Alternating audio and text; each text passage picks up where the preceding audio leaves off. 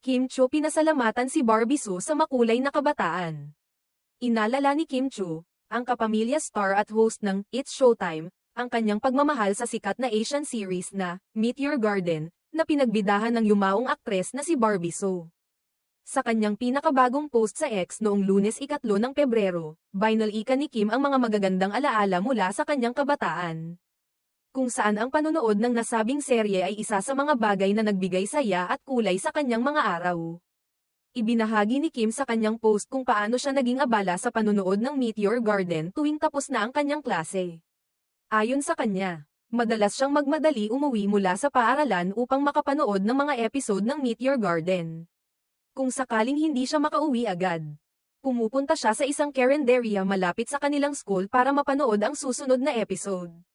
Naaalala ko after school magmamadali ako umuwi para mapanood lang ang Meteor Garden. Pag di ko na maabyutan makikinod ako sa carinderia sa labas ng school namin, kwento ni Kim. Tinutukoy din ni Kim ang kanyang labis na paghanga kay Barbie Soo, ang aktres na gumanap bilang Shanchai, ang pangunahing karakter sa Meteor Garden. Sa kanyang post, ipinahayag ni Kim ang pasasalamat at ang matinding pagkagiliw na nararamdaman niya para kay Shanchai. OMG! I love you Shanchai. May you rest in peace. Thank you sa makulay namin childhood. Pigtail braids, dagdag pa ni Kim. Kitang-kita sa kanyang mensahe ang kanyang malalim na paggalang at pagmamahal kay Barbie. Nasa kanyang pagganap bilang Shanchai, ay nagbigay ng kakaibang inspirasyon sa mga kabataan, kabilang na si Kim, na pinalad na maging bahagi ng fanbase ng serye. Isang napakagandang alaala para kay Kim ang Meteor Garden, na siyang naging bahagi ng kanyang paglaki. Nakakatuwang isipin na ang isang serye tulad ng Meteor Garden ay nagkaroon ng malalim na epekto sa kanya. Hindi lamang sa entertainment kundi pati na rin sa mga mahahalagang aral na natutunan niya mula dito.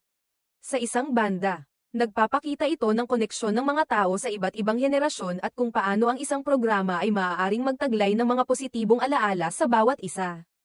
Matapos ang balitang pumanaw si Barbie Soo noong 3 ng Pebrero taong 2023, naging sentro ng usapan si Barbie at ang kanyang kahalagahan sa industriya ng entertainment.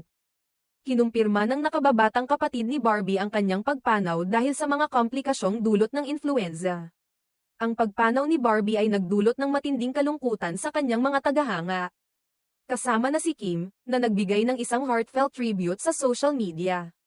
Sa kabila ng pagkawala ng aktres, ang alaala at ang legacy ng kanyang karakter bilang Shanchai ay patuloy na buhay sa mga puso ng kanyang mga tagahanga. Ang Meteor Garden, bilang isang kulturang piraso, ay hindi lamang nagpasikat sa mga pangunahing aktor nito, kundi nagbigay daan sa isang global na fanbase na nagtaglay ng mga magagandang alaala sa bawat isa.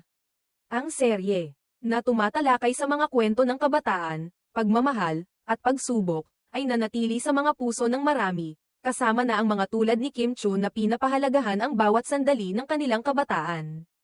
Sa kabila ng trahedya ng pagkawala, ang mga tagahanga at kasamahan sa industriya ay patuloy na magbibigay pugay sa mga bituin na nagbigay ng inspirasyon at saya sa kanila, tulad ni Barbie Soo.